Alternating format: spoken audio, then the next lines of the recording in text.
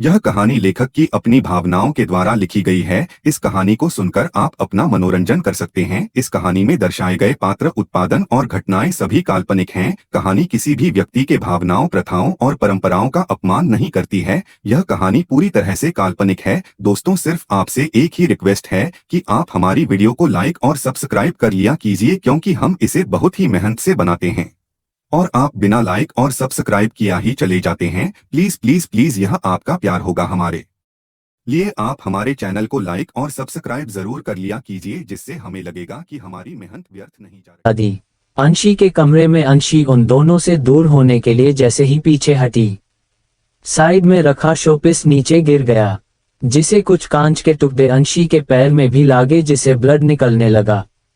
पर उसको इस चीज का बिल्कुल भी सुध नहीं था। वो बस पीछे हटती जा रही थी और उसके आंखों में अंशु थे। वो पीछे हटते हटते दीवार से पूरी तरह सट गई। प्रियांश पूरी तरह उसके नजदीक आकर उसके अंशु से भरे आंखों में देखते हुए उसके चेहरे को अपने हाथों से छूते हुए बोलने लगा, प्रियांश, अंशी बेबी, सिर्फ वन टाइम हम दोनों के साथ बारी बारी से एडजस्ट कर लो, फिर तुम आजाद। इसके बदले में तुम जितना चाहो उतना पैसे मांग सकती हो, हम देने को तैयार है। अंशी अपने चेहरे से प्रियांश के हाथों को हटाकर आपने अंशु भारी आंखों से उसके तरफ घिन भरी नजरों से देखने लगी और साइड से निकलने की कोशिश करने लगी, जिसे प्रियांश आपने दोनों हाथों को उसके दोनों साइड दीवार में कर उसके ऊपर झुकते हुए बोला, मन जाओ अंशी, तुम्हारा ही फायदा है, क्योंकि अगर तुम ना भी मानी तो भी हम तुम्हें पाकर ही रहेंगे और जबरदस्ती में तुम्हें ज्यादा दर्द होगा। अंशी प्रियांश को आपने ऊपर झुकते देख उसको अपने हाथों से उसके चेस्ट पर धक्का देकर साइड से निकलने लगी।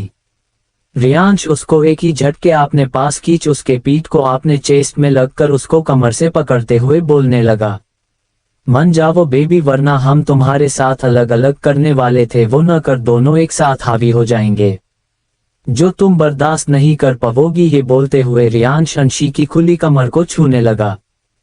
अंशी रोते हुए उसके हाथों को अपने कमर से हटाने की कोशिश करते हुए बोलने लगी, प्लेज, हमें जाने दीजिए प्लेज, हमें कुछ नहीं चाहिए आप दोनों से, हम यहाँ से बहुत दूर चले जाएंगे, प्लेज हमें जाने दीजिए। रियांश अंशी की बात सुन उसको अपने तरफ घुमाकर उसको देखते हुए बोलने, तो तुम ऐसे नहीं मानोगी है ना? ठीक है, कोई बात नहीं है अंशी जान, हमें जबरदस्ती करने में और मजा आता है। ये बोलते हुए वो राक्षसों की तरह हंसने लगा, जिसके साथ प्रियांश भी अंशी को देख डेविल स्माइल करने लगा। तभी अचानक रियांश अंशी को एक ही झटके में छोड़ दिया, जिसे अंशी गोल गोल घूमते हुए उसे दूर हो गई, जिसके साथ उसकी साड़ी पूरी तरह खुल गई, जिसका पल्लू रियांश के हाथों में था और वो डेविल स्माइल करते हुए अंशी की तरफ बढ़ने लगा। अंशी इस अचानक से मोमेंट से संभाल नहीं पाई, पर जब उसको लगा उसके ऊपर के कपड़े नहीं है तो वो अपने आप को देखने लगी। वो इस वक्त सिर्फ ब्लाउज और पेटीकोट में थी, जिसे वह रोते हुए अपने हाथों से अपने चेस्ट को कवर करने लगी और भीगी आंखों से रियांश प्रियांश की तरफ देखने लगी, जो उसके तरफ बढ़ रहे थे, जिसे वो पीछे होते हुए बोलने लगी, प्लेज प्लेज सर, हमें जाने दीजिए, हमारे पास हमारे इज्जत के सिवा कुछ भी नहीं है। अंशी अपना हाथ जोड़ पीछे होते हुए, हम आप दोनों के सामने भीख मांगते हैं, प्लेज हमें जाने दीजिए प्लेज। अंशी के बातों का रियांश प्रियांश पर थोड़ा भी असर नहीं हो रहा था। वो दोनों डेविल स्माइल करते हुए उसके तरफ बढ़ने लगे, जिसे अंशी भागते हुए दरवाजे के पास जाकर उसको खोलने की कोशिश करने लगी, पर वो खुल ही नहीं रहा था, क्योंकि रियांश ने दरवाजे को पासवर्ड से लॉक किया था, जिसे अंशी दरवाजे पर हाथ मारते हुए बोलने लगी, Anamika ma'am, Ayushman sir, please हमें बचाए प्लेज, कोई दरवाजा खोलो प्लेज, कोई तो हमारी मदद करो प्लेज। अंशी लगातार दरवाजे पर मरते रोते हुए बोलने लगी, जिसकी आवाज बाहर खड़े राज, युवराज, अर्नव, विक्की, अनुराग सुन रहे थे। उनके आंखों में पूरी तरह आंसू निकल रहे थे। राज युवराज से खुद को छुड़ाकर दरवाजे की तरफ भागते हुए बोलने लगा, नहीं नहीं, मैं अपने प्यार को कुछ नहीं होने से सकता, जिसके साथ जल्दी से युवराज राज को पकड़ाकर रोकते हुए बोलने लगा, हम कुछ नहीं कर सकते राज, अंशी मेरी भी मोहब्बत है, हमारे बचपन की दोस्ती के लिए आज मोहब्बत बाली चढ़ रही है। ये बोलते हुए युवराज पूरी तरह टूटकर रोने लगा। राज तो जैसे जमसा गया युवराज की बात सुन, जिसके साथ अर्नव युवराज के पास आते हुए बोलने लगा, मेरे भी दिल में मोहब्बत जगाने वाली कौन है पता है युवराज। जिसके साथ राज युवराज अर्नव की तरफ नजरें उठाकर देखने लगे, जिसके साथ वो भीगी आंखों से मुस्कुराते हुए बोलने लगा, मेरी जान अंशी। जिसके साथ युवराज भी शॉक हो गया। अनुराग भी उन लोगों को देखते हुए अंशु भारी आंखों के साथ बोला, जो इतनी अच्छी होगी उसे मोहब्बत नहीं तो क्या होगा। जिसके साथ वो तीनों अनुराग की तरफ देखने लगे।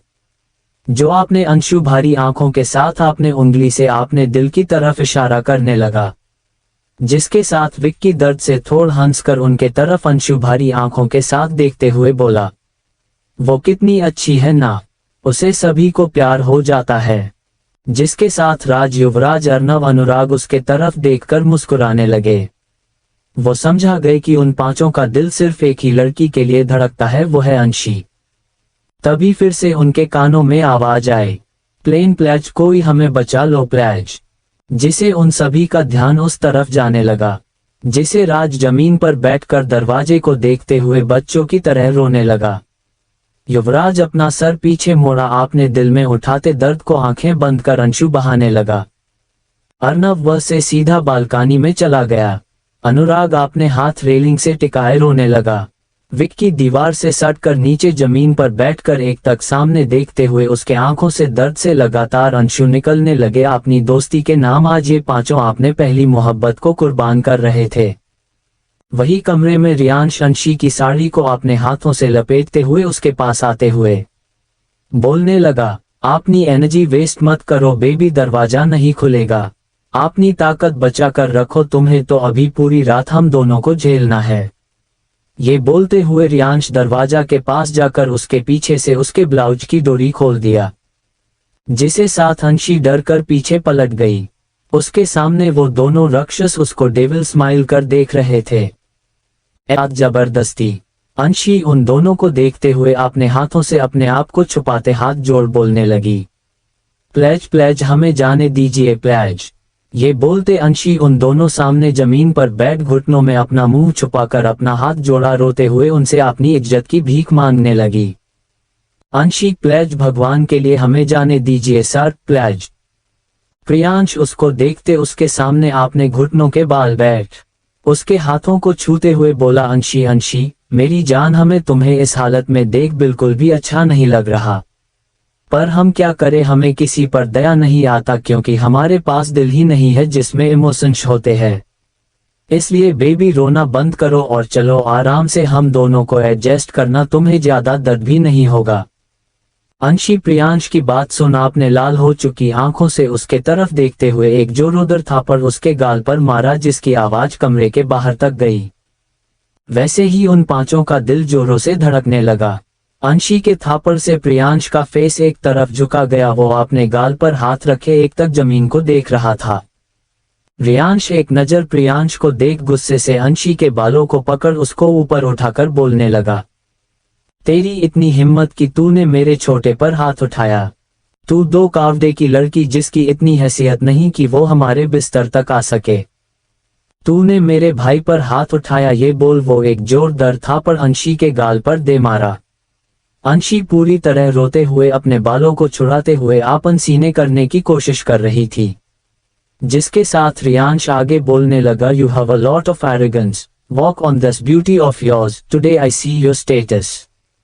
ये बोल रियांश अंशी के बालों को खींचते हुए बेड की तरफ ले जाने लगा। जिसके साथ प्रियांश वैसे ही बैठे हुए अपनी नजर रियांश की तरफ घुमाकर बोला, 1 मिनट भाई। ये बोल प्रियांश रियांश के पास आकर अंशी को देखते हुए बोला। अंशी दर्द से भरी आवाज जो किसी के भी दिल में दर्द भरने के लिए काफी था, वो रूम के बाहर जा रहा था जिसकी आवाज उन पांचों के कानों में गूंजने लगी। जो रूम के बाहर थे वो लोग रोते हुए अपने कानों में हाथ रखने लगी। अंशी की एक एक चीख उनके आत्मा को मार रही थी। उनको ऐसा महसूस हो रहा था जैसे वो लोग जिंदा लाश बन रहे हो। आपने ही पहली मोहब्बत को दुनिया का सबसे बड़ा दर्द देने का गुनाह इनके हाथों से हो रहा था। बेच चुके ये पांचों अपनी मोहब्बत अपनी दोस्ती की हाथ। अंशी लगातार रोते हुए झटपाए जा रही थी। प्रियांश उसके गले से कॉलर होने पर किस करते हुए बाइट किए जा रहा था, जिसे रोते हुए अंशी को बेइंतहा दर्द हो रहा था। वो उस दर्द को नकार कर खुद को बचाने की गुहार लगा रही थी। उसकी आवाज जिसको लोग सुनकर पत्थर दिल बनकर बैठे हुए थे, वही वो पांचों रूम के बाहर भाव शून्य होकर अब भी अपनी जगह वैसे ही थे जैसे उन लोगों में जान ही न हो। इस दर्द भरी भयानक रात में हमारी अंशी कहाँ रही थी? अंशी क्यों किसी को वफा के बदले वफा नहीं मिलाती? क्यों किसी को दुआ के बदले दुआ नहीं मिलाती? क्यों किसी को खुशी के बदले खुशी नहीं मिलाती? हमारे वो 5 लड़के राज लोग इश्क में क्या से क्या हुए, मिल गए कभी फिर जुदा हुए। बस फिजान मिली इस बहार में, कट रही इंतजार में। युवराज क्यों किसी को हंसी के बदले हंसी नहीं मिलाती? क्यों किसी को वफा के बदले वफा नहीं मिलाती? अर्नव ये पैल कहीं ठहरा नहीं, यादों पे तो पहरा नहीं। जब दवा से भी जख्म ना भरे, ऐसे हाल में सोचो कोई क्या करे। अनुराग क्यों किसी को खुशी के बदले खुशी नहीं मिलाती? क्यों किसी को वफा के बदले वफा नहीं मिलाती? विक्की ये प्यार में क्यों होता है, ये प्यार में क्यों होता है? क्यों किसी को वफा के बदले वफा नहीं मिलाती? रियांश प्रियांश आपने बेखबर दिल के साथ इश्क कितना रुलाए, सारी दुनिया भुलाए बेकरारी बाए, चैन एक पल ना आए। प्लीज कोई नेगेटिव कमेंट मत करना, ये इस स्टोरी में होना ही था। पर यकीन रखिए जीत दर्द हमारी अंशी ने देखा न उतना प्यार उसको मिलेगा, पर है किसी लड़की की इज्जत क्यों कोई मोल नहीं, दुनिया की कोई भी खुशी एक लड़की की इज्जत से बढ़कर नहीं। रियांश प्रियांश का दिल जरूर धड़केगा, यकीन रखिए, और ऐसे दीवाना होंगे ये दोनों जिसकी मोहब्बत पूरी दुनिया देखेगी। नेक्स्ट डे अनामिका और आयुष्मान जी को उनके घर कल क्या हुआ? किसी मासूम के जिस्म से खेला गया किसी की जिंदगी एक ही पल ने बर्बाद कर दी गई, इन सारी बातों से अनजान थे। क्योंकि कल वो दोनों मेहमानों को छोड़कर जैसे ही हॉल में आए उनको वहां पर कोई भी नजर नहीं आया। उनको ये बात थोड़ी अजीब भी लगी, पर फिर भी वो लोग ये सोचकर ध्यान नहीं दिया कि पार्ट में बच्चे थक गए थे तो जल्दी सोने के लिए चले गए होंगे, इसलिए वो दोनों भी अपने कमरे में सोने के लिए चले गए। उनका कमरा साउंड प्रूफ था, इसलिए बाहर क्या हुआ उनको कुछ भी पता नहीं था। सुबह अनामिका और आयुष्मान जी अपने कमरे से तैयार होकर नीचे हॉल में आए, पर वहां पर उनको कोई भी नजर नहीं आया था। वो लोग ये बात समझा सकते थे कि उनके बेटों की आदत है हमेशा लेट से उठने की, पर अंशी वो तो हमेशा जल्दी ही उठती है और अब तक अपना सारा काम भी कर लेती, पर उनको अंशी कहीं भी नजर नहीं आ रही थी। जिसे अनामिका वहां पर काम करने वाले एक नौकर जिसका नाम रामू था उसको बुलाकर पूछने लगी, अनामिका जी रामू काका इधर आए। रामू काका अनामिका जी के पास आते हुए जी मालकिन आपने बुलाया। अनामिका है वो पूछना था कि अंशी कहाँ है, आज सुबह से हमें कहीं नजर नहीं आ रही, आपने उन्हें देखा क्या? अनामिका और आयुष्मान जी को उनके घर कल क्या हुआ? किसी मासूम के जिस्म से खेला गया किसी की जिंदगी एक ही पल ने बर्बाद कर दी गई, इन सारी बातों से अनजान थे। क्योंकि कल वो दोनों मेहमानों को छोड़कर जैसे ही हॉल में आए उनको वहां पर कोई भी नजर नहीं आया। उनको ये बात थोड़ी अजीब भी लगी, पर फिर भी वो लोग ये सोचकर ध्यान नहीं दिया कि पार्ट में बच्चे थक गए थे तो जल्दी सोने के लिए चले गए होंगे, इसलिए वो दोनों भी अपने कमरे में सोने के लिए चले गए। उनका कमरा साउंड प्रूफ था, इसलिए बाहर क्या हुआ उनको कुछ भी पता नहीं था।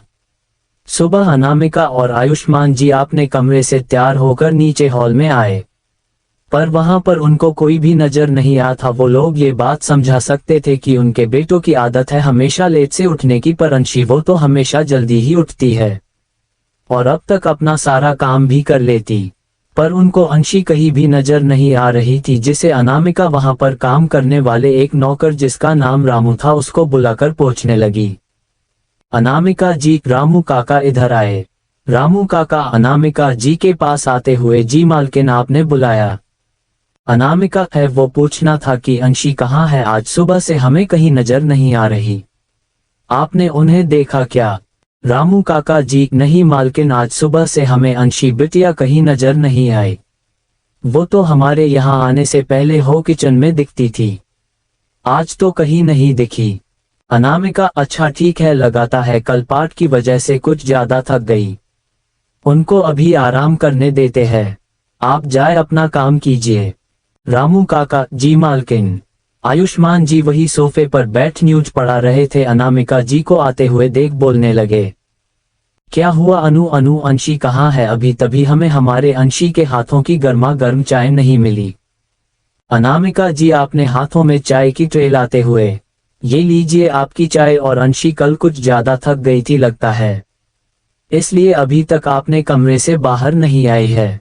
आयुष्मान जी हाँ, हमारी बच्ची ने आपके बेटे के जन्मदिन को स्पेशल बनाने के लिए इतना काम जो की थी, उनको थोड़ा आराम करने दीजिए।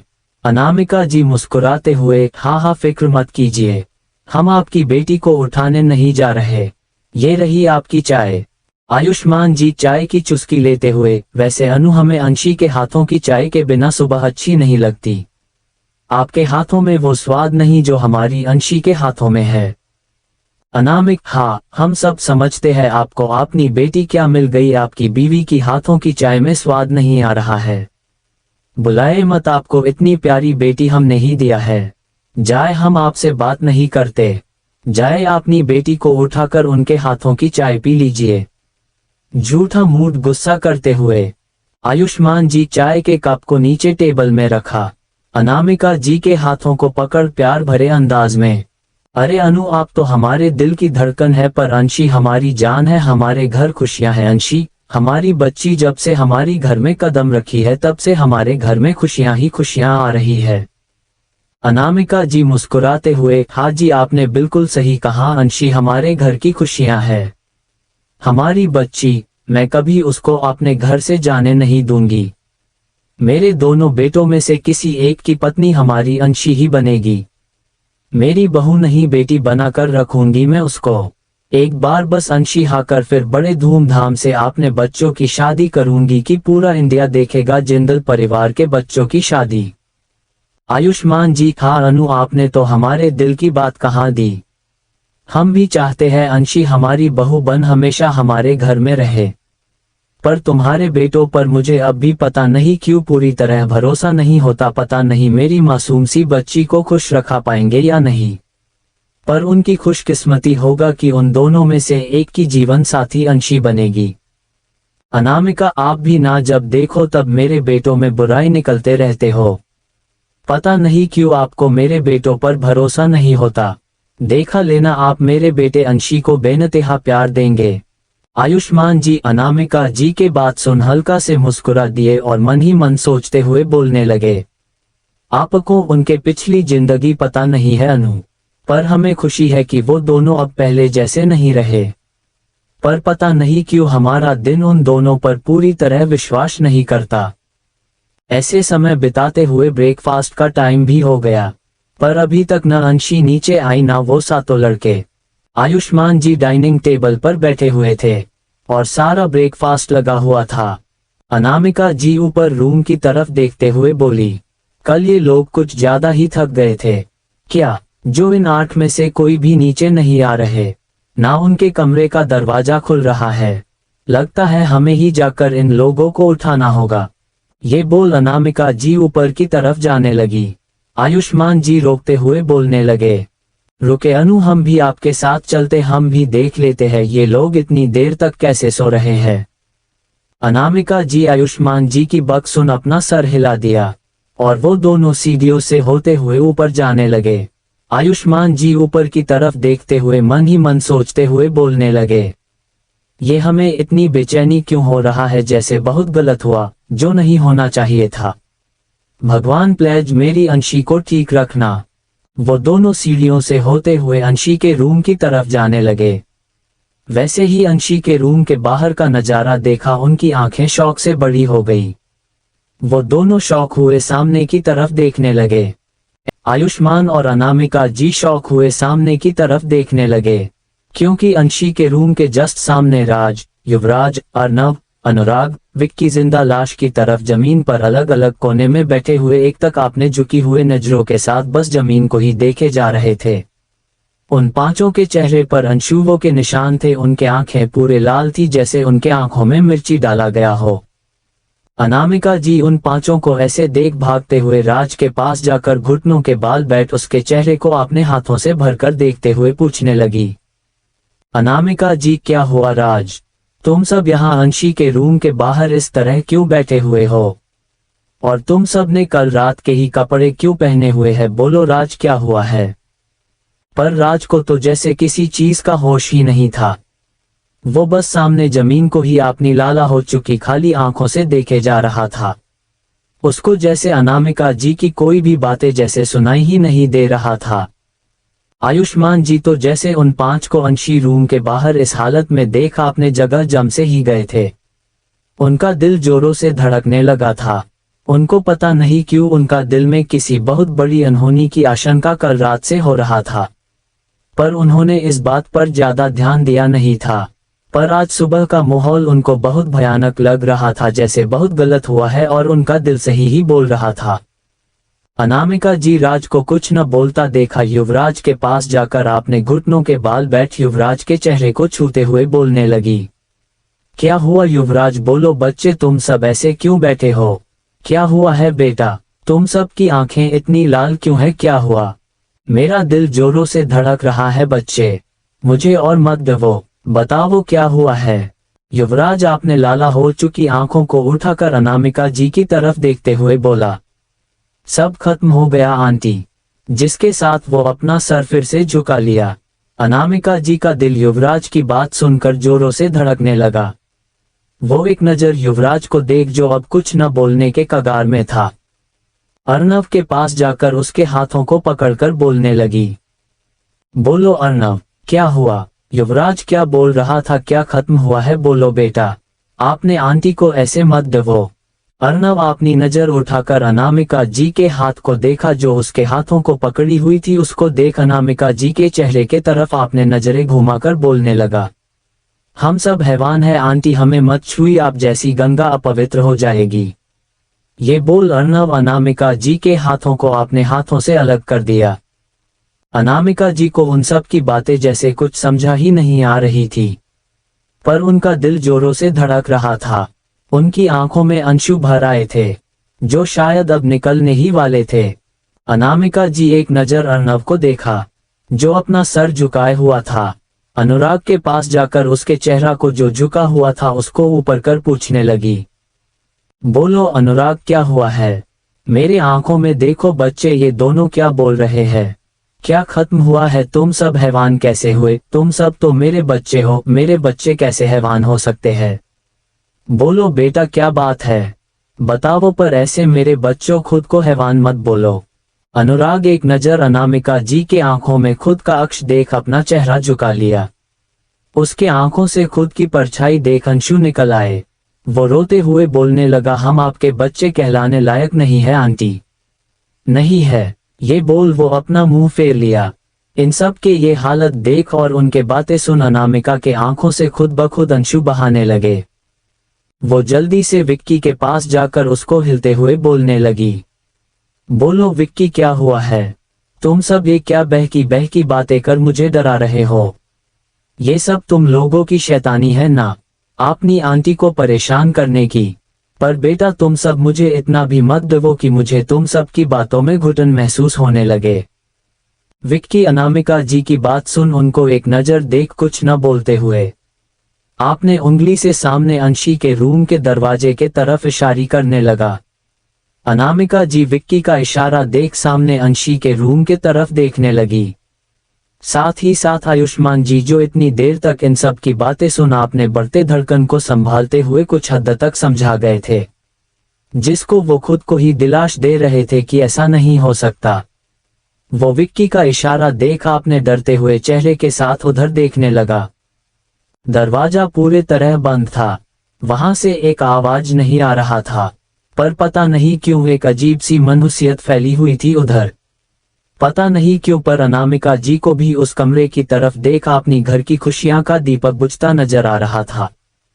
आयुष्मान जी आपने दिल के डर और बेचैनी को दबाते हुए आगे बढ़ उन पांचों को एक नजर देख सामने दरवाजे के देखने लगे, जिसके साथ अनामिका जी भी खड़ी होकर उन पांचों को एक नजर देख आयुष्मान जी के पास आकर दरवाजे को देखने लगे।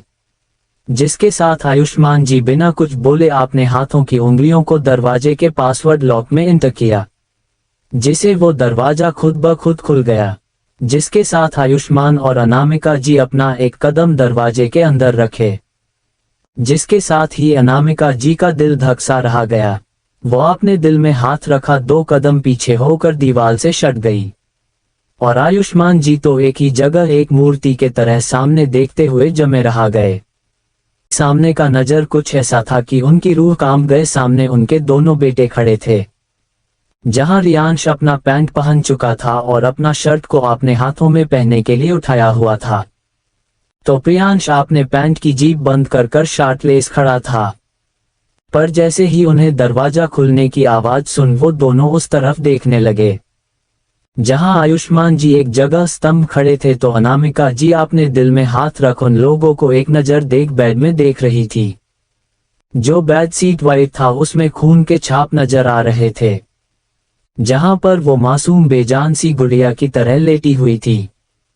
उसकी बॉडी एक सफेद ब्लैंकेट से ढके हुए थे, जिसमें उसका वो बेजान चेहरा नजर आ रहा था, जिसके गालों पर अंशुओं के निशान थे, जिसकी आंखें खुली हुई थी, जो बस एक टक रेलिंग को एक बेजान पुतले की तरफ बिना पलक झपकाए देखे जा रही थी। अनामिका जी अंशी को ऐसे देख भागते हुए बेड के पास गई और अंशी को एक नजर देखते हुए उसके आंखों से झरझर अंशु निकलने लगे। वो दिल में हाथ रखे रोते हुए कांपते हाथों के साथ अपने हाथ उसके तरफ बढ़ने लगी, पर अनामिका जी के हाथ कांप रहे थे। उनमें हिम्मत नहीं पा रही थी कि वो अंशी को छू भी सके, क्योंकि वो इस वक्त जितनी शांत बेजान दिख रही थी उतनी ही वो एक आग लगा रही थी, जो उसके अब छूने की भी हिम्मत करे तो जलकर राख हो जाए। रियांश, प्रियांश, अनामिका और आयुष्मान जी को ऐसे अचानक यहाँ देख थोड़ा शॉक हो गए। फिर वो दोनों अनामिका और आयुष्मान जी को एक नजर देख उनको इग्नोर कर वहां से जाने के लिए अपने कदम दरवाजे के तरफ बढ़ने लगे। वो दोनों जैसे ही अपने कदम दरवाजे के बाहर रखने वाले थे, उनके कानों में एक कड़कती आवाज गूंजी, जो किसी के भी रूह को एक पल में कपकपी पैदा कर दे। आपने कदम इस रूम से बाहर रखने की कोशिश मत करना। जिसके साथ रियांश, प्रियांश के कदम वहीं पर रुक गए। एक पल के लिए वो लोग भी आपने डैड के इतने डरवानी आवाज सुन डर गए थे। उनमें इतने हिम्मत नहीं थे कि वो लोग अब एक कदम भी आगे बढ़ सके। आयुष्मान जी बेड के तरफ आपने एक नजर नहीं डाले थे। वो एक तक सामने दीवार को ही देखते हुए बोले, अनु, हमारी बच्ची को अच्छे से कवर करो। अनामिका जी आयुष्मान जी के बात सुन उनके तरफ अपने अंशु भारी आंखों के साथ देखने लगी, जिसके साथ आयुष्मान जी वैसे ही सामने दीवार को देखते हुए आगे बोले, डरो मत अनु, मेरी बच्ची इतनी कमजोर नहीं है, वो बहुत स्ट्रोंग है। जिसके साथ अनामिका जी अपना सर हाँ में हिलाकर रोते हुए अंशी को चादर से अच्छे से कवर कर अपने अंशुओं से भरे आंखों से उसके चेहरे को देखते हुए कंपते होठों के साथ बोली, मेरी बच्ची। अंशी उनकी आवाज सुन जो एक तक ऊपर रेलिंग की तरफ देख रही थी, वो आपने लाल हो चुकी आंखों को उनके तरफ घुमाया, जिस एक ही झटके के साथ अनामिका जी रोते हुए उसको अपने गले से लगा ली। वहां के काम करने वाले सभी सर्वेंट रूम के बाहर खड़े थे। वो लोग भी यहाँ के सारे बातें सुनकर समझा चुके थे। उन सब की आंखों अंशु थे। वो लोग रूम के बाहर एक कोने में खड़े होकर सब चीज देख और सुन अपने मुंह दबाकर रो रहे थे, क्योंकि अंशी सबकी चहेती थी, सबसे बहुत प्यार करती। कभी भी उसने किसी से भी ऊंची आवाज में बात तक नहीं की थी। आयुष्मान जी के आवाज लगाने पर वहां पर 2 मेड अंदर आ गए और अंशी के बैक साइड कार्टन से कवर कर अनामिका जी और फीमेल मेड की मदद से अंशी को उसके कपड़े पहना दिए। वो ये सोते रोते हुए कर रहे थे, क्योंकि अंशी जिसके चेहरे पर हमेशा एक प्यारी सी स्माइल रहती, जो उसको एक नजर देख ले सामने वाले के चेहरे पर भी मुस्कान आ जाती, वो आज एक जिंदा लाश, एक बेजान गुड़िया की तरह थी। अंशी को उसके कपड़े पहनाकर सभी मेड एक नजर रियांश, प्रियांश को आपने घिन भरी नजरों के साथ देख वह से रोते हुए चले गए। अनामिका जी अंशी को पकड़ बेड पर बैठी हुई थी। उनके आंखों से अंशु रुकने के नाम नहीं ले रहे थे। आयुष्मान जी तो अब तक आपने जगह से बिना हिले वैसे ही खड़े थे। रियांश, प्रियांश जो रूम के डोर के एक साइड खड़े सब देख रहे थे। वो दोनों के दोनों शर्टलेस थे। अब तक अनामिका जी और आयुष्मान जी को कुछ न बोलता देखा। प्रियांश आपने बालों में हाथ फेरते हुए आयुष्मान जी के सामने जाकर उनको देखते हुए बोले, कॉमन डैड इसमें इतना क्यों रिएक्ट करना, जस्ट फॉर अ नॉर्मल यार, चिल, हम लोग सिर्फ थोड़ा सा एंजॉय किए उसको, उसकी कीमत देने को भी तैयार है। प्रियांश ने बस इतना ही कहा था कि पूरे कमरे में एक जोर के तड़क की आवाज गूंजी। ये थप्पड़ आयुष्मान जी ने प्रियांश को मारा था, जो अपने गाल में हाथ रख एक साइड झुक चुका था। प्रियांश जी अपने गर्दन में हाथ रख इधर उधर घुमा रहा था। वो इस तड़का के आवाज सुन अपने डैड के तरफ देखने लगे, जहां प्रियांश अपने गाल में हाथ रख एक साइड झुका हुआ था। वो गुस्से से अपने डैड के सामने जाकर बोलने लगा, Dad, how dare you raise your hands on my brother? What happened to a girl who doesn't even have the capability to clean our shoes? इसे तो खुश होना चाहिए कि हमने इसको हमारे घर में रहने के साथ हमारे दोस्त का दर्जा दिया। उसके बदले में हमने इसे सिर्फ एक रात ही तो मांगा, वो भी इसको इसकी औकात से ज्यादा कीमत देकर, जितना ये आपने सपने में भी नहीं देखी होगी।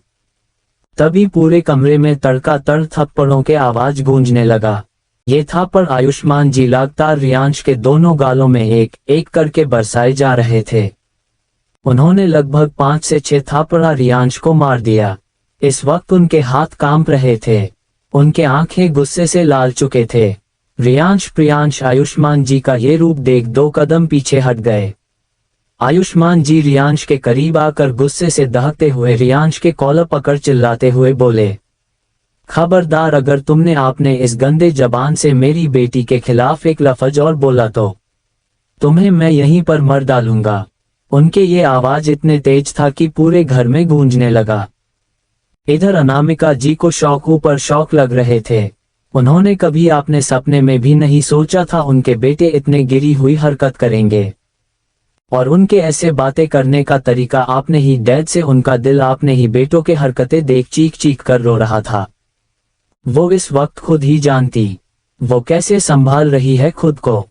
उनको यकीन नहीं हो रहा था कि सामने जो खड़े हैं वो खुद उनके बेटे हैं। उनके दिल टूटता ही जा रहा था।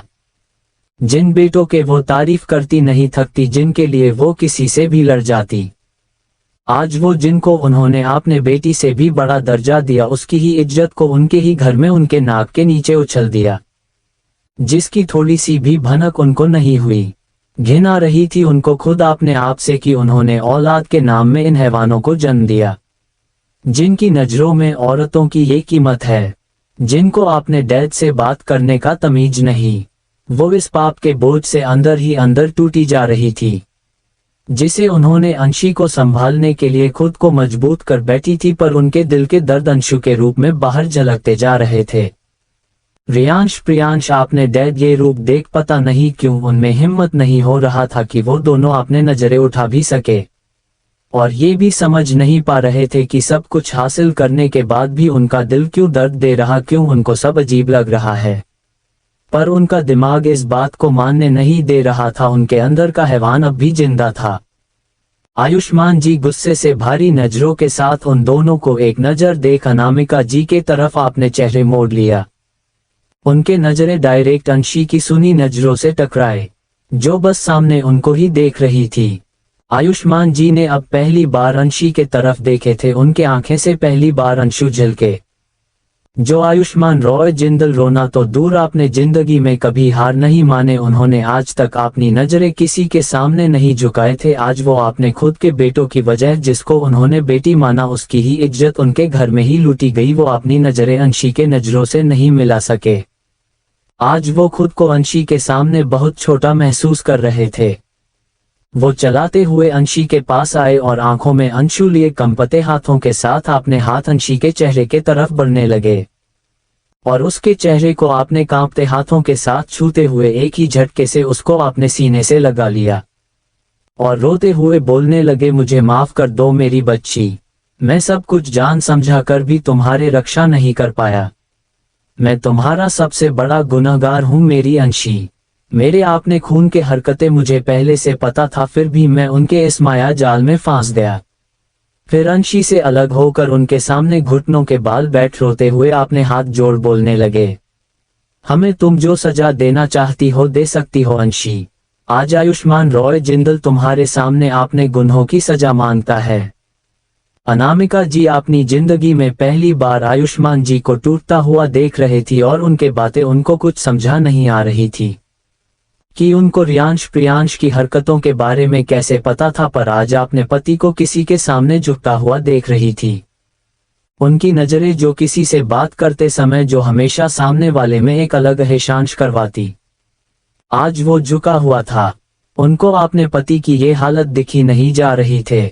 उनके अंदर का पत्नी धर्म अपने ममता पर भरी पड़ा रही थी। वो अपने जगह से गुस्से में खड़े होकर रियांश प्रियांश के पास जाकर उनको एक नजर देख तड़का तड़ थापड़ बरसाने लगी। रियांश प्रियांश आज पहली बार अपनी मॉम की आंखों में खुद के लिए नफरत घिन भावना देख रहे थे। उनके आंखों में आज उनके लिए ममता नजारा नहीं आ रहा था। अनामिका जी उन दोनों देखते हुए गुस्से से चिल्लाते हुए बोलने लगी, तुम दोनों की इतनी हिम्मत कैसे हुई मेरी बेटी की इज्जत से खेलने की? मेरे पति जिनके नजरें आज तक किसी के सामने नहीं झुकी, वो सिर्फ तुम दोनों की वजह आज खुद से नजरें नहीं मिला पा रहे। नहीं हो तुम दोनों में मेरे बच्चे नहीं हो। अंशी ये सब खामोश होकर देख रही थी। वो अपने हाथ आगे बढ़ाकर आयुष्मान जी को ऊपर उठाकर खामोश नजरों के साथ बोलने लगी, आपको हमारे सामने झुकने की जरूरत नहीं है सर। जिसके साथ आयुष्मान जी अनामिका जी रियांश प्रियांश आपने नजरें उठाकर अंशी के तरफ देखने लगे। वही बाहर बैठे वो पांचों लड़के अंशी के आवाज सुन चुके थे, क्योंकि इस बार अंशी की आवाज थोड़ी तेज थी जिनके वजह से उस खामोश माहौल में सबको सुनाई दिया। वो पांचों भागते हुए अंदर आए और आपने सुनी हुई आंखों के साथ अंशी को देखने लगे। फिर से उनके आंखों में अंशु आने लगे। वो अपने लड़खड़ाते कदमों के साथ अंशी के पास चले गए और उनके पैरों के पास आपने घुटनों के बाल बैठ रोते हुए आपने हाथ जोड़ कंपते आवाज के साथ बोलने लगे, राज हम पांचों तुम्हारे सबसे बड़े पापी है अंशी। सब कुछ जानते हुए भी हम उन दोनों को नहीं रोक पाए। हमारे गुनाहों की कोई माफी नहीं है। युवराज हम आपने गूंजहो की सजा मांगते हैं, प्लेज हमें दे दो, नहीं जी पाएंगे हम लोग इस पाप के बोझ से, हमारा दम घुटने लगा है। अर्नव हम जानते हैं हमारे गुनाहों की कोई भी सजा बहुत छोटी है, फिर भी हमें सजा दो, जो चाहो हमें सजा दो, तुम चाहो फांसी के फंदे तक पहुंचा दो, पर हम लोग इस पाप का बोझ से नहीं जी सकते। अनुराग प्लेज हमें हमारे गुनाहों की सजा दे दो। विक्की प्लेज। वो पांचों किसी बच्चे की तरह रोते हुए अंशी के सामने हाथ जोड़ अपने गुनाहों की सजा मांग रहे थे। अंशी उन लोगों को देखते हुए भी कुछ रिएक्ट नहीं की, जिसे आयुष्मान जी उन पांचों को देखते हुए बोले, हट जाओ मेरे बच्ची के रास्ते से, तुम पांचों उतने ही गुनहगार हो जितने तुम्हारे दोस्त है। और रियांश प्रियांश के तरफ एक नजर देख आगे बोलने लगे, मैं आयुष्मान रॉय जिंदल ये प्रतिज्ञा करता हूँ, मेरे दोनों बेटे मार चुके हैं और आज से मेरे सिर्फ एक संतान है, अंशी मेरी बेटी। उनके ये बोलते ही एक एक शब्द पूरे विल में गूंजने लगा। रियांश प्रियांश एक तक अपने डैड को देखने लगे। उनके ही डैड आज उनके जिंदा होते हुए भी मारा हुआ बोला रहे हैं। अनामिका जी तो पूरी तरह टूट चुकी थी। अब वो झटके के साथ जमीन पर बैठ गई और अपने दिल का दर्द को बाहर निकलते हुए रोने लगी। रियांश प्रियांश जल्दी से आपने मॉम के पास जाकर उनको देखते हुए बोलने लगे, प्रियांश मॉम आप ठीक हो ना? रियांश मॉम आप प्लीज इतना मत रोए, आपकी तबीयत खराब हो जाएगी। अनामिका रोते हुए एक नजर उन दोनों को देख चिल्लाते हुए बोलने लगी, सुना नहीं तुम दोनों ने अभी मेरे पति ने क्या कहा, मार चुके हैं मेरे दोनों बच्चे। तुम जैसे औलादों की माँ कहलाने से अच्छा मैं मरना पसंद करूंगी। अपनी मॉम के मुंह से ऐसे शब्द सुन वो दोनों अपनी जगह से हिल गए। उनके आंखों में नमी आ चुके थे। आयुष्मान जी उन सातों को देखते हुए आगे बोलने लगे, मेरी बेटी के गुनाहगारों को उनके किए की ऐसी सजा मिलेगा कि उनके रूह कांप जाए। ये बोल वो आपने फोन निकल कमिश्नर को कॉल करने लगे, जिसके साथ एक दर्द भरी आवाज फिर से गूंजी, रुक जाएं सर। अंशी की आवाज सुन आयुष्मान जी के साथ बाकी सब भी अंशी की तरफ देखने लगे, जो आयुष्मान जी के फोन के तरफ देखते उनके पास चली आ रही थी। अंशी आयुष्मान जी के पास आ उनके फोन को एक नजर देखते हुए बोलने लगी, हमें किसी से कोई शिकायत नहीं है सर। आयुष्मान जी, अंशी ये तुम क्या कहा रही हो बेटा? ये सभी तुम्हारे गुनाहगार है, सबको उनके किए की सजा मिलनी चाहिए। तुम फिक्र मत करो मेरी बच्ची, मैं तुम्हारे साथ हूँ। मैं तुम्हें कुछ होने नहीं दूंगा, इन सबको उनके किए की सजा जरूरी मिलेगा। अंशी, हमें किसी को कोई सजा नहीं देनी सर। और रियांश प्रियांश तरफ बिना देखे, इन्होंने ठीक कहा सर, हम अपनी हैसियत भूल गए थे। इन्होंने ठीक किया जो हमें याद दिला दिया कि हम कौन हैं और हमारी हैसियत क्या है। हम छोटे से घर में रहने वाली लड़की महाल में रहने लगे थे, ये भी नहीं समझे कि कोई बिना किसी मतलब भिखारियों पर भी तरस नहीं खाता। आयुष्मान जी अंशी को एकटक देखते हुए, ये तुम क्या कहा रही हो मेरी बच्ची? हमने तुम्हें सच में हमारी बेटी माना है बेटा। हमारी गलती है, हम मानते हैं, हम आपने ही खून की रंग को नहीं समझा सके, पर बेटा हमें तो ऐसा मत बोलो, हम तुम्हारे अंकल हैं। अंशी, हमें आपसे या किसी से कोई शिकायत नहीं है सर। आपका बड़ापन है कि आपने हमें बेटी मानाकर यहाँ रहने दिए। हमें किसी भी चीज की कोई कमी महसूस होने नहीं दिए। हम आपका और अनामिका मैम का ये एहसान कभी नहीं भूलेंगे। पर इन सब में एक चीज सीख चुके हैं, कोई किसी मतलब के बेगार किसी के लिए कुछ नहीं करता। डर लगता है अब हमें हर रिश्ते से, पता नहीं किस रिश्ते का अंजाम क्या निकले। इसलिए हम अब किसी से कुछ नहीं चाहते। और अपना हाथ जोड़, आपका बहुत बहुत शुक्रिया सर, आपने हमें बेटी माना, हमें इतना प्यार दिए, अब हम इसे आगे कोई भी रिश्ता नहीं निभा पाएंगे। आयुष्मान जी को अंशी की हर एक बात अपने दिल को चीरता हुआ महसूस हो रहा था, क्योंकि अंशी के हर एक बात में सच्चाई थी। वो अपने बेटों के हरकतें के वजह से आपने सर उठाने लायक नहीं रहे।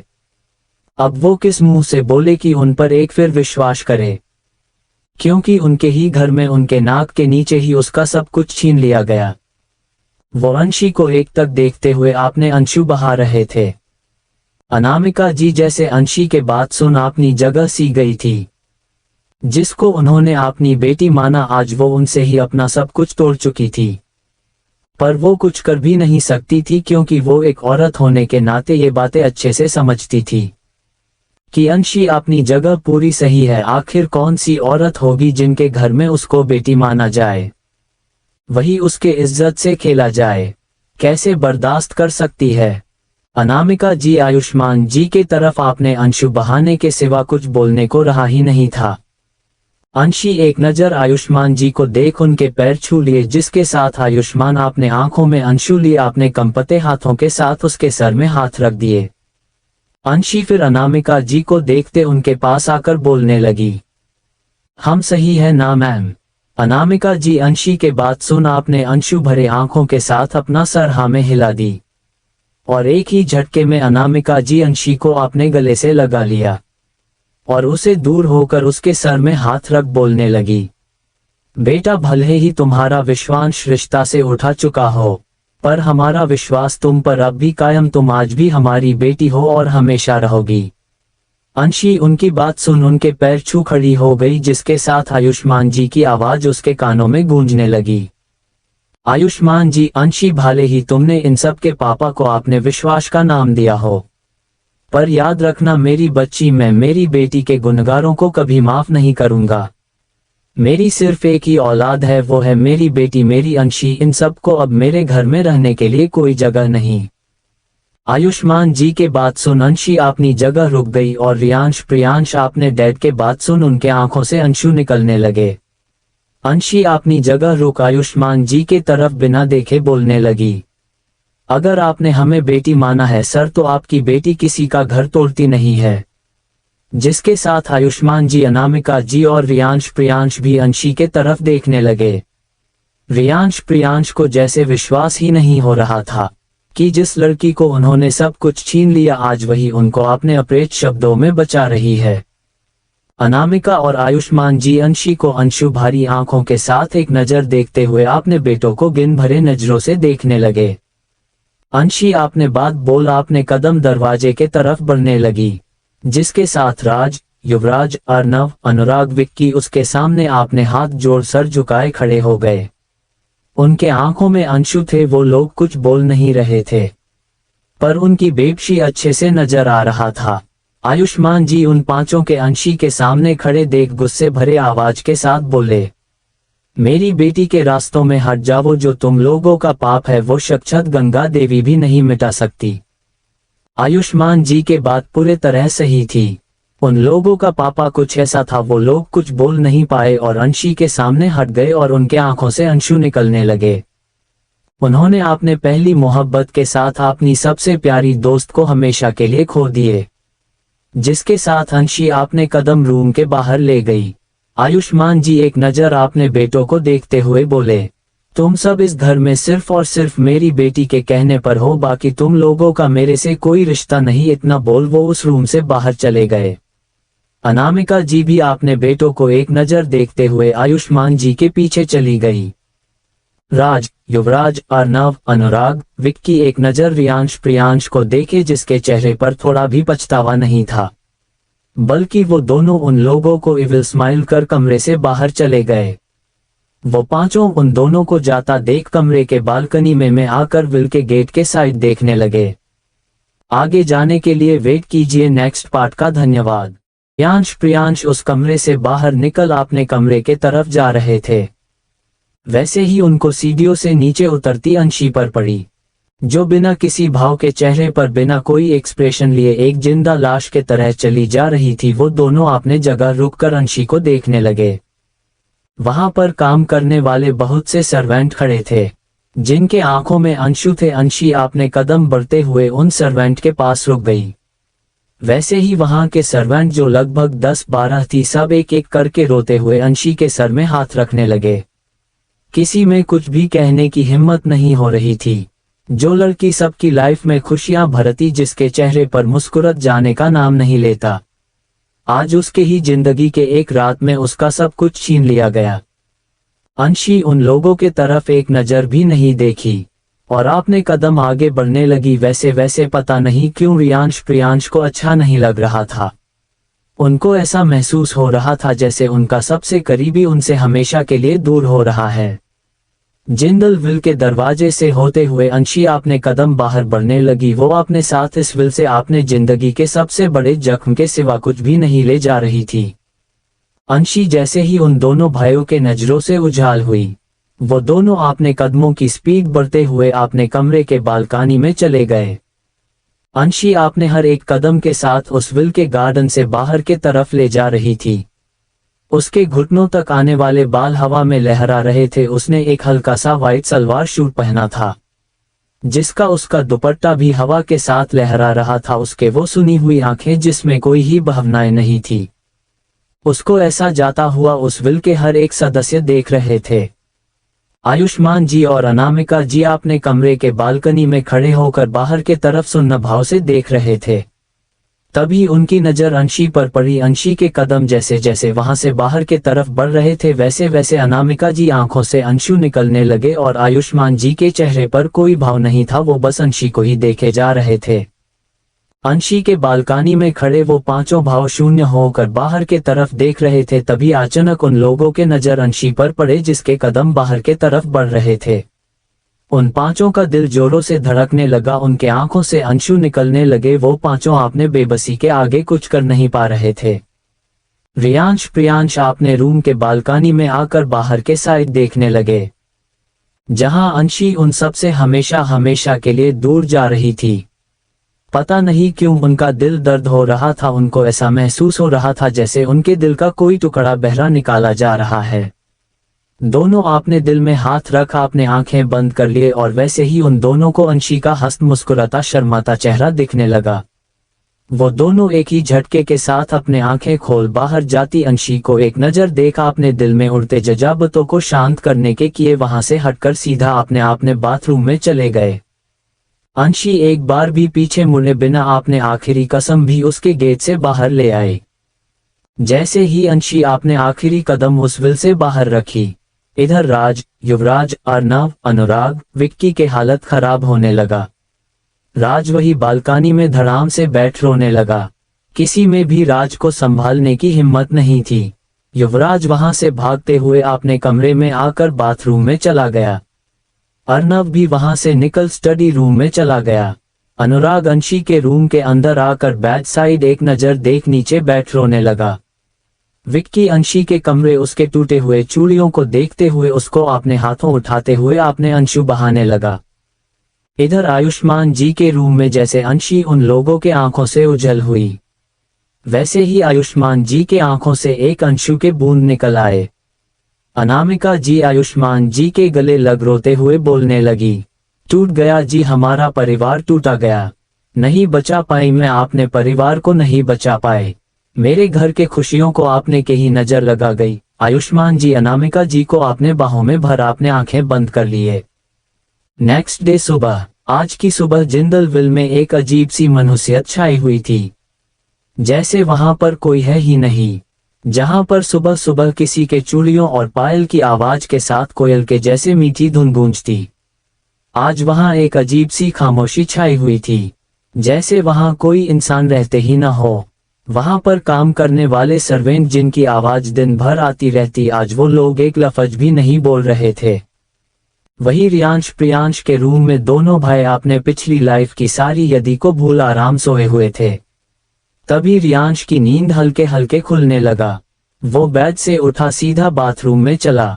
वैसे ही इधर प्रियांश अपने अंध खुली आंखों के साथ जमशी लेट हुए बोलने लगा, अंशी मेरी कॉफी। वैसे ही बाथरूम से एक और आवाज आई, सीट सीट सीट। अंशी अंशी तुमने आज हीटर ऑन क्यों नहीं किया? ये बोल रियांश आपने कमर टॉवल लपेट बाहर आ गया। प्रियांश वैसे ही आपने एक हाथ से आपने आंखें मसलते हुए दूसरे हाथ को आगे बढ़कर बोलने लगा, अंशी मेरी कॉफी दो, अंशी दो ना। पर जैसे प्रियांश को लगा कि कोई उसे कॉफी दे ही नहीं रहा है, वो अपने आंखें अच्छे से खोल सामने देखने लगा। वही रियांश भी इधर उधर देख रहा था। तभी उन लोगों को कल के सारी बातें याद आई। दोनों एक दूसरे का चेहरे देखने लगे। रियांश आगे कुछ न बोल सीधा बाथरूम में चला गया।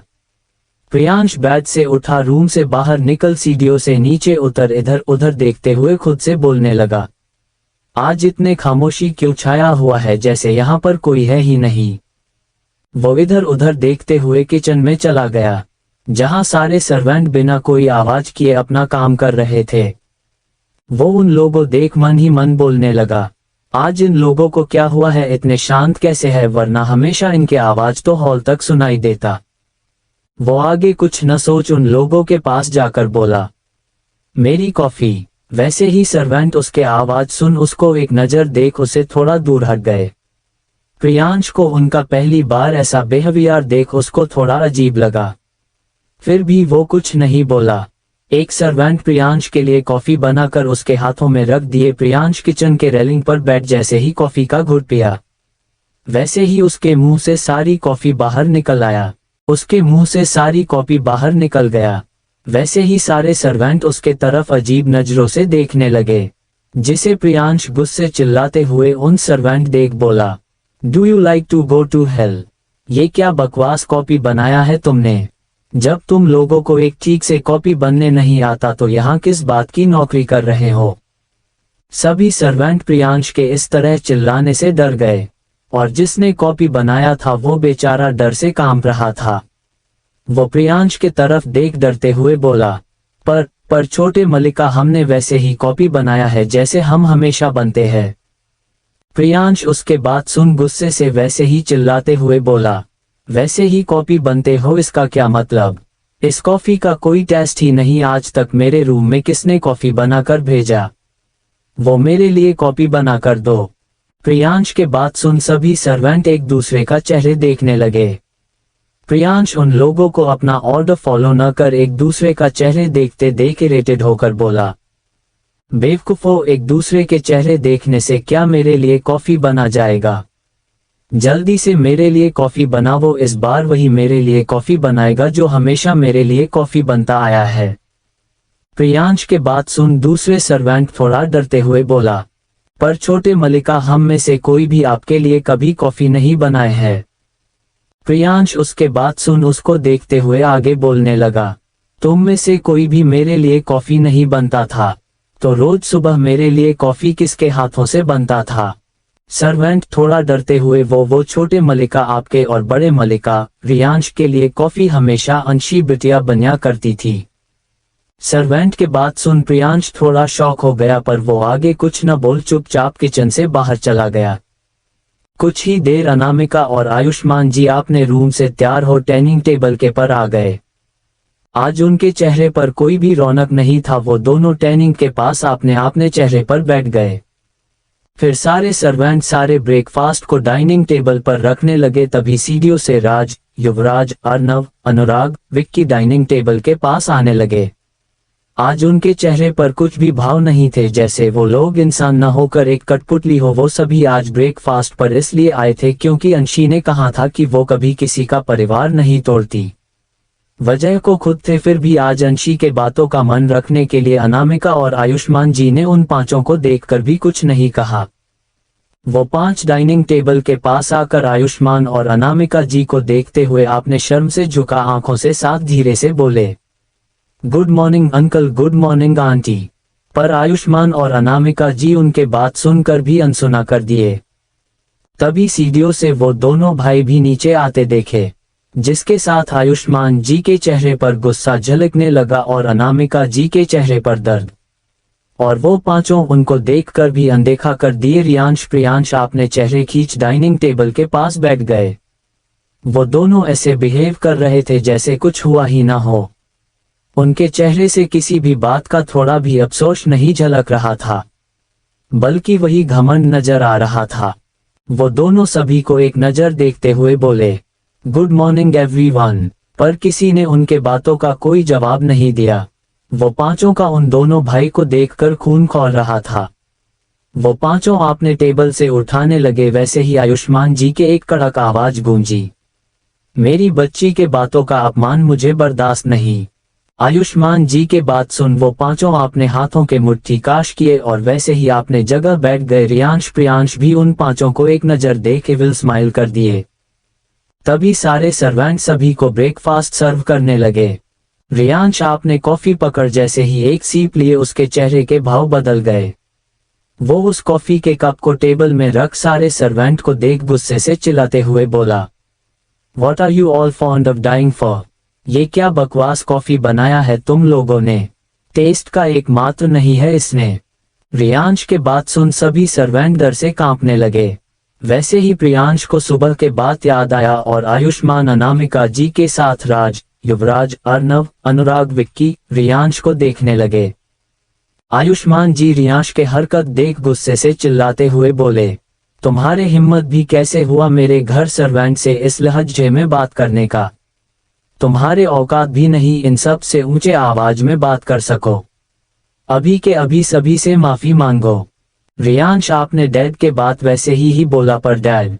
आयुष्मान जी उसके बाद बीच में काट कर, मेरा तुमसे या तुम्हारे भाई से और तुम्हारे दोस्तों से कोई रिश्ता नहीं है, याद रखना। इसलिए आज के बाद दोबारा आपने गंदी जबान से मेरे लिए डैड वर्ड यूज मत करना और अभी के अभी इन सब से माफी मांगो। रियांश आपने डैड के बात सुन गुस्से से आपने लाल आंखों के साथ उन सभी सर्वेंट को देखते हुए बोलने लगा, पर इन्होंने ये क्या बकवास कॉफी बनाया है जिसमें कोई टेस्ट ही नहीं है। बेचारे सभी सर्वेंट डर से कांप रहे थे। उनके में हिम्मत भी नहीं हो रहा था कि वो लोग कुछ बोल सके। तभी प्रियांश धीरे से आपने सर नीचे झुकाए बोला, जिसके आवाज सभी को सुनाई दिया, भाई हमारे लिए कॉफी अंशी बनाया करती थी। रियांश ने जैसे ही प्रियांश के बात सुना वो उसके तरफ शौक भरे नजरों से देखने लगा, जैसे पूछ रहा हो तुम्हें ये बात कैसे पता। प्रियांश उसके आंखों का सवाल समझा आगे बोला, भाई आज सुबह मैंने भी यही कॉफी पिया था। रियांश प्रियांश के बात सुन आगे कुछ नहीं बोल और आयुष्मान जी रियांश को गुस्से से देखते हुए बोलने लगे, apologize quickly to all these servants. Riyansh Ayushman ji के बात सुन आपने हाथों के मुट्ठी आकाश आपने आंख बंद कर एक वर्ड बोला, सॉरी। आयुष्मान जी उन सातों को एक नजर देखते बोलने लगे, आपने पापों का प्रायश्चित किया जा सकता पर गुनाहों की सजा मिलती है, वो भी इतने भयानक की रूह कांप जाए। वो सातों आयुष्मान जी के बात अच्छे से समझा चुके थे। फिर सर्वेंट सभी को ब्रेकफास्ट सर्व करने लगे। आयुष्मान और अनामिका जी के साथ राज, युवराज, अर्नव, अनुराग, विक्की का बिल्कुल भी मन नहीं था वो लोग कुछ खा या पी सके। उन सभी को अंशी की वो दर्द भरी आंखें उसकी याद आ रही थी। आयुष्मान जी का दिल यही सोच रहा था कि अंशी इस वक्त कैसी होगी। उसने कुछ खाया पिया होगा भी या नहीं, पर उनको यकीन था कि अंशी अपने पुराने घर में ही होगी। उनको पता था अंशी इतनी कमजोर नहीं जो हर मन जाए उसके साथ जो हुआ उसे इंसान जीते जी मर जाता है। पर उनको यकीन था कि उनकी बच्ची कभी खुद के लिए गलत कदम नहीं उठाएगी। वो लोग कभी नहीं चाहते थे अंशी उनसे कभी दूर जाए, उन्होंने इस बारे में कभी सोचा भी नहीं था। पर उनके ही घर में उसके साथ जो हुआ उसके बाद वो लोग उसे अपने पर विश्वास करने का अधिकार खो चुके थे। पर आयुष्मान जी ने अपने पर्सनल सेक्रेटरी को बोल अंशी का आपने नजरों में रख उसका ध्यान रखने के लिए बोल दिया था। वो भी खुद को किसी के भी नजरों में बिना जताए उन सभी से एक निवाला भी तोड़ा नहीं जा रहा था। प्रियांश को तो बहुत जोरों का भूख लगी हुई थी, इसलिए प्रियांश ने जैसे ही एक निवाला तोड़ा कर खाया वैसे ही उसके चेहरे के भाव फिर से बदल गए।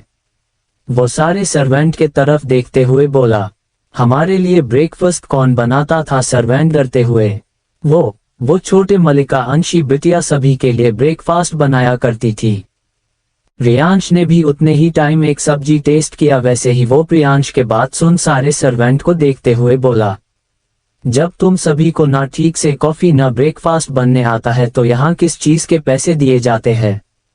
इतना बोल वो अपने जगह से उठा सीधा अपने कमरे के तरफ चला गया।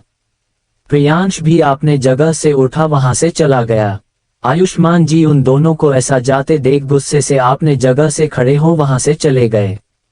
बाकी सभी का भी वहां रहा कर क्या ही करते, इस सभी आपने करने साइड चले गए। नाइट के वक्त आयुष्मान जी, अनामिका जी और राज, युवराज, अर्नव, विक्की, अनुराग उनका मन भी नहीं था, फिर भी वो लोग घर पर ही डिनर किए। पर प्रियांश ने बाहर से खाना मांगा कर खा लिए। कुछ टाइम बाद आयुष्मान जी सर्वेंट को बोलकर प्रियांश और राज, युवराज, अर्नव, अनुराग, विक्की को नीचे बुलाने के लिए बोल दिए। आयुष्मान जी अनामिका जी नीचे हॉल में सोफे पर उनका वेट कर रहे थे। आयुष्मान जी के चेहरे से बिल्कुल भी पता नहीं चल रहा था वो क्या करने वाले हैं, पर अनामिका जी का दिल बहुत घबरा रहा था। वो जैसे भी हो पर वो एक माँ ही है और आयुष्मान जी की पत्नी। वो उनको अच्छे समझती थी, वो कब क्या करने वाले होते, पर इस बार उनको भी समझा नहीं आ रहा था। वो थोड़ा परेशान होते हुए बोली, आप क्या करने वाले हैं बताए तो सही। आयुष्मान जी, आपने हाथों में पकड़े फाइल को पढ़ते हुए बिना किसी भाव के, कुछ देर इंतजार करो अनु। अनामिका जी आगे कुछ बोलने ही वाली थी कि सीढ़ियों से राज, युवराज, अर्नव, अनुराग, विक्की, युवराज से नीचे आते देखे वो पांचों अनामिका जी और आयुष्मान जी के पास आकर अपना सर झुकाए बोले, युवराज आपने हमें बुलाया था अंकल। आयुष्मान जी आपने फाइल में देखते हुए, हाँ तुम्हारे दोस्तों को आने दो फिर बताता हूँ। वो पांचों आगे कुछ न पूछ सोफे पर एक साइड बैठ गए। तभी ऊपर से प्रियांश नीचे आते दिखे। वो दोनों भी आयुष्मान जी के पास आकर बिना कुछ सवाल किए सोफे पर बैठकर उनको देखने लगे। आयुष्मान जी कुछ देर आपने फाइल में देखने के बाद बोलने लगे, तुम सातों को यहाँ पर मैंने इसलिए बुलवाया है ताकि तुम लोगों को जेल जाना ना पड़े, और मेरी बच्ची ने जो मुझसे मांग है वो किसी भी तरह अपमानित ना हो। अनामिका जी के साथ वो सातों भी असमंजस से आयुष्मान जी को देखने लगे। अनामिका जी का दिल तो जोरों से धड़क रहा था, वो कुछ बोलने ही वाली थी कि आयुष्मान जी उनके तरफ बिना देखे बोले, अपनी बेटी का मन रख रहा हूं अनु, वरना ये सातों यहाँ नहीं होते। और उन सातों के तरफ देखते हुए आगे बोलने लगे, तुम लोगों के सारे credit card, bank card, transfer of money सारे कार्ड जिंदल इंडस्ट्री से आउट कर दिए गए हैं। बाकी अब तुम लोग एक पैसे भी खर्चे करोगे उसके सारे भरपाई तुम लोगों को खुद करना पड़ेगा। और हाँ, तुम लोगों को पता भी होगा तुम लोगों ने जिंदल और रॉय इंडस्ट्री के साथ रायजेद, कपूर, सिंघनिया, मल्होत्रा इंडस्ट्री, युवराज, अर्नव, अनुराग, विक्की के डैड की इंडस्ट्री से जितने पैसे निकाले उन सारे चीजों के भरपाई तुम लोगों को पिछले 1 महीने के अंदर करना पड़ेगा। और थोड़ा तीखा स्माइल कर उन सात को देखते हुए, बाकी तुम लोगों के पास खुद के कपड़े भी नहीं है, वो भी जिंदल, रोई, सिंघनिया, मल्होत्रा, कपूर, रायजादा की दी हुई भीख है। इसलिए अगर तुम लोग जेल जाना नहीं चाहते तो अभी से भीख मांगना शुरू कर दो। वरना तुम लोगों को जेल जाने से कोई भी नहीं रोक सकता। इतना आयुष्मान जी इतना बोल फिर से आपने फाइल में देखने लगे। अनामिका जी आयुष्मान जी के बात सुन पूरी तरह शॉक थी। वही प्रियांश आपने डैड के मुंह से आपने लिए इस तरफ के बातें सुन उनके हाथों के मुट्ठी काश गई। उनके आंखें गुस्से से लाल हो चुके थे। उनके आपने डैड उन लोगों को भिखारी बोल रहे हैं, उनको ये बात बर्दाश्त के बाहर था। आयुष्मान जी के हर एक शब्द उनके स्वाभिमान को ठेस पहुंचा रहा था। अगर उनको ये सब बोलने वाले उनके डैड नहीं होते, पता नहीं वो दोनों उसका क्या करते। उनका सब कुछ छीन लिया गया। उन दोनों को इस बात का थोड़ा भी फर्क नहीं पड़ रहा था, बल्कि उनके अपने डैड उन दोनों को उस घर की नौकरी के लिए अंशी उनको भिखारियों से तुलना कर रहे हैं।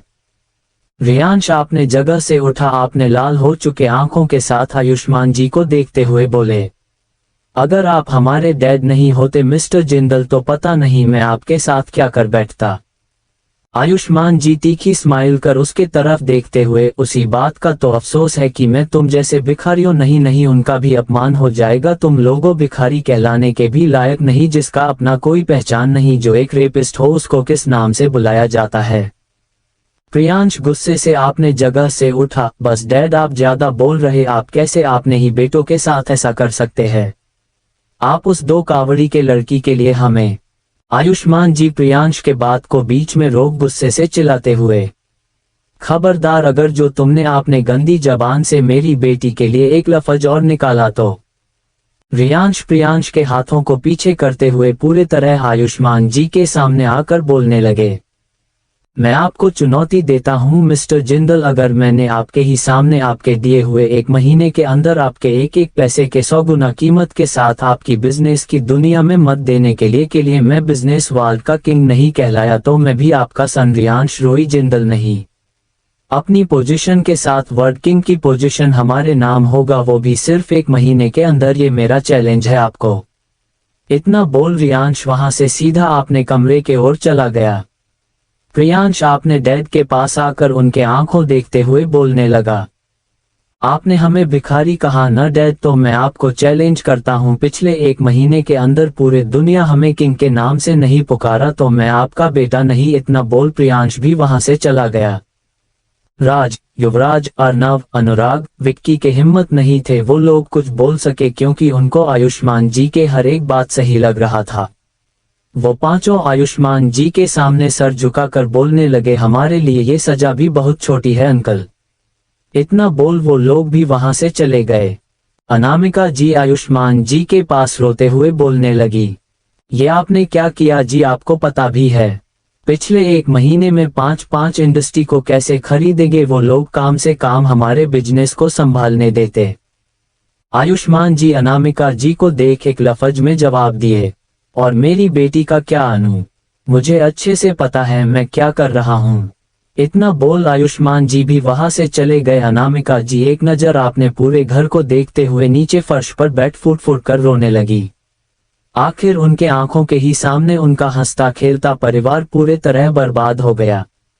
आज उनके पति और उनके बेटे एक दूसरे के आमने सामने खड़े हैं। आज के लिए बस इतना ही फ्रेंड्स। आज के ये एपिसोड आप सबको कैसा लगा कमेंट करके जरूर बताना। एपिसोड अच्छा लगा हो तो इसे लाइक और शेयर करना मत भूलना।